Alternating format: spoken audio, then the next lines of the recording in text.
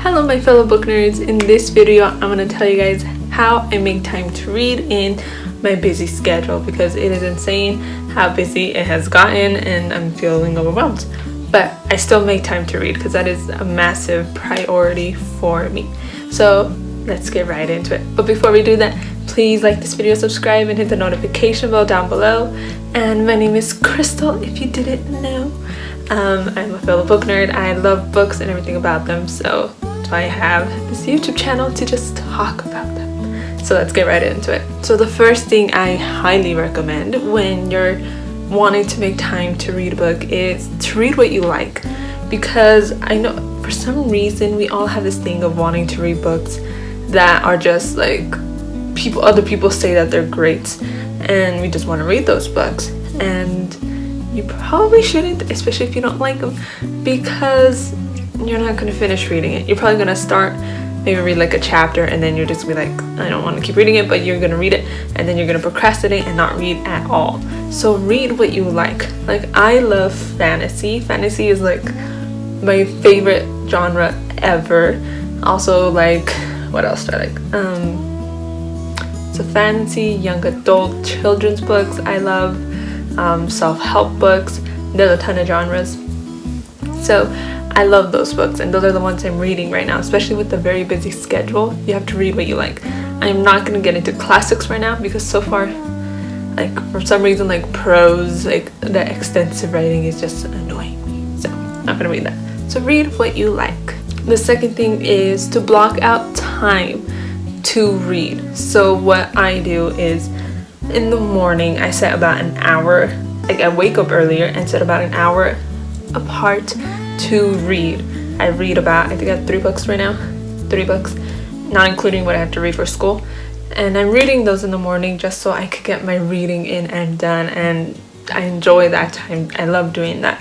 So I do that in the morning. You can also do it like before you go to bed. That's also a really good time to read because you're slowly getting into it.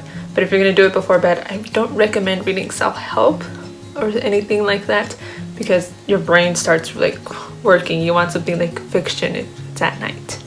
So just a little tip on that too. Number 3 is to always carry books with you. A book, doesn't matter which book, just carry a book with you at all times. So there's like little moments in between things going on, you can read.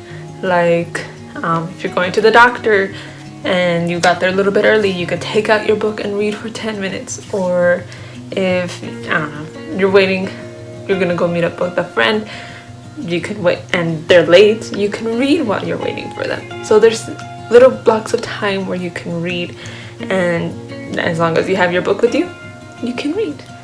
Number 4 is less TV and social media. I put these two together because I fall into the trap of that so much.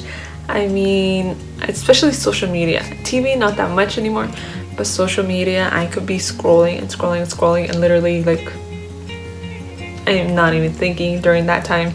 It's awful. Like, social media can be pretty awful.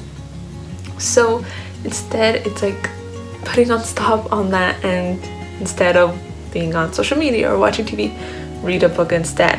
Like, you don't have to like not look at social media, just look at it a little bit less and intentionally read a book instead, because you're not going to read unless you're doing it intentionally.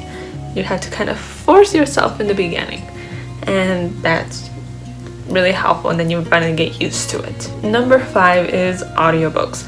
Now those things are amazing. Like, if you have a long commute, you can listen to audiobooks. When you're working out, when you're doing certain things like that, you can listen to audiobooks, and that is probably like one of the best things ever. Audiobooks. I don't actually listen to audiobooks that much, especially like when I'm working out, because for some reason I can't focus on that. I can listen to like podcasts, because with audiobooks, like, I all of a sudden stop focusing on what I'm listening to. And with a book, if you lose like a section, you can't really get back into the story. So I can't listen to that. But if it was like on a commute, I could definitely do that. So yeah, audiobooks are amazing.